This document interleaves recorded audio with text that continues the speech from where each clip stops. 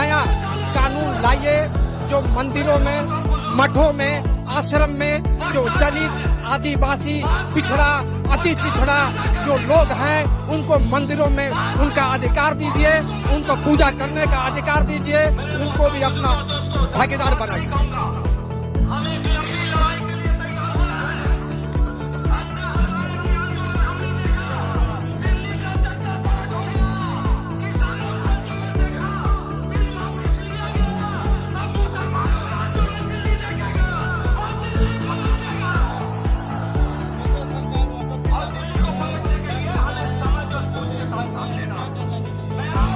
सबसे पहले तो मैं ये कहना चाहूँगा कि ये बिल जो है बिल्कुल मुसलमानों के खिलाफ है और ये बिल सही नहीं है।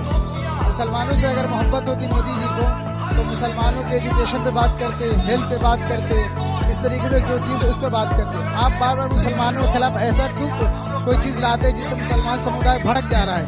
ये चीज़ बिल्कुल गलत है। आप बार बार मुसलमानों के खिलाफ ऐसा कानून ला रहे हैं जिससे मुसलमान समुदाय को टारगेट कर रहे हैं। आप एजुकेशन पे बात कीजिए, आप देश में नौजवान बेरोजगार उस पर बात कीजिए, बीमारी पे बात कीजिए, लेकिन आप उस पर नहीं बात करते। कभी दिल पर तलाक लेके आते, कभी राम मंदिर लेके आते, कभी आप स्टूडेंट को रास्ते को उतरने में मजबूर करते। आप देश के प्रधानमंत्री, आपको तो सबको लेके चलना था, लेकिन आप मुसलमानों के खिलाफ बार बार कानून बना रहे हैं। तो ये कानून बिल्कुल गलत कानून है।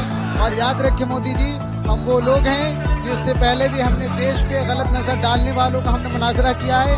हमने उसके सामने डट के खड़े हुए और इस बार भी पूरी ताकत से हमारी पूरी जमीयत, हमारे पूरे भाई और हमारे पूरे उलमा, हमारे हिंदू भाई भी, हमारे सिख भाई भी, जो भी इस देश का वासी है, सब इस बार इंशाअल्लाह पूरी ताकत के साथ इस जालिम हुकूमत को जवाब देने के लिए तैयार है। इससे पहले भी हमारे अकाबिर ने इस मुल्क को बचाया है और इंशाअल्लाह ताला इस बार भी इस मुल्क को हम बचाएंगे और पूरी ताकत से, अपनी जान से, अपनी माल से, अपनी इज्जत से इस पूरे मुल्क की हिफाजत करने के लिए हम तैयार हैं इंशाअल्लाह ताला।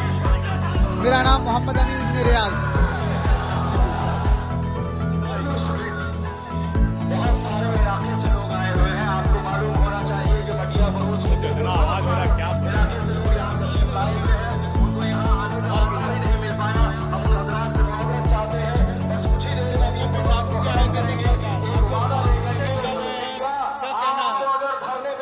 सबसे पहली बात आपके मीडिया के माध्यम से तो मैं ये कहना चाहूँगा कि आज हिंदुस्तान में एक ऐसी सरकार है जो सरकार जिन लोगों को जो बिल नहीं चाहिए वो सरकार लेके आती है। लोग बोल रहे हैं, चिल्ला रहे हैं कि हमें ये ऐसा बिल, ऐसा कानून नहीं चाहिए, लेकिन वो लेकर के आ रहे हैं। जैसे मिसाल के तौर पे किसानों के लिए बिल लाया गया, किसानों को नहीं चाहिए वो बिल, किसानों ने प्रोटेस्ट किया, वो बिल को उनको वापस लेना पड़ा। मुसलमानों के लिए 3 तलाक का बिल लेकर के आए, मुसलमानों को नहीं चाहिए, हम अपने शरीयत के कानून पे चलना चाहते हैं। लेकिन कुछ मुसलमान जिनको इन लोगों ने खरीद लिया है उसको मीडिया के सामने ला करके वो बताना चाहते हैं कि ये जो 2-4 मुसलमान जिनको उन लोगों ने खरीद लिया है यही एक्चुअली सब मुसलमान के नुमाइंदे हैं। जो ऐसा नहीं है। आज जो वक्फ बिल इन लोगों ने लाया है, जो लोकसभा में पास किया गया जो है, मैंने कल अमित शाह का भाषण देखा। अमित शाह बोल रहे हैं कि वक्फ जो है कोई गैर मुस्लिम उसमें वक्फ नहीं करेगा। मैं कहना चाहता हूँ कि जो गैर मुस्लिम लोग हैं वो क्यों वक्फ करेंगे? वक्फ जो है मुसलमान करते हैं, लेकिन वो बोलते हैं कि ये मुसलमानों का जो वक्फ बोर्ड है उसमें गैर मुस्लिम, क्रिश्चियन कोई भी वहाँ पे आ सकते हैं। तो मैं कहना चाहता हूँ कि किसी भी बोर्ड में जो एक धर्म विशेष का बोर्ड है, उस धर्म विशेष के बोर्ड में दूसरे धर्म के लोग कैसे अपॉइंट किए जा सकते हैं? जैसे कि मठों में क्या मुस्लिम को अपॉइंट किया जा सकता? उनकी कमेटी में, उनके बोर्ड में क्या मुसलमान को अपॉइंट किया जा सकता? क्या सिखों के गुरुद्वारा की जो कमेटी होती है उसमें क्या मुसलमान या हिंदू को अपॉइंट किया जा सकता? नहीं किया जाता। ठीक उसी तरह से हिंदुस्तान में जो वक्फ बोर्ड जो हमारा है, वक्फ बोर्ड में किसी भी तरीके का जो नॉन मुस्लिम है उसको एक्सेप्ट नहीं किया जा सकता। वक्फ बोर्ड क्या है ये जानना चाहिए लोगों को।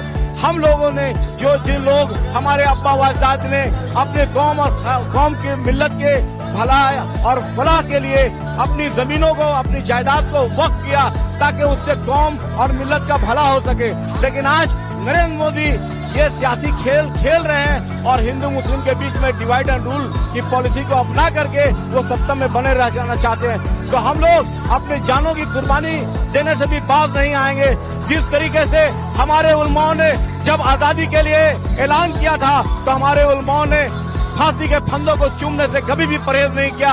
हमारा इतिहास कुर्बानी से भरा पड़ा हुआ।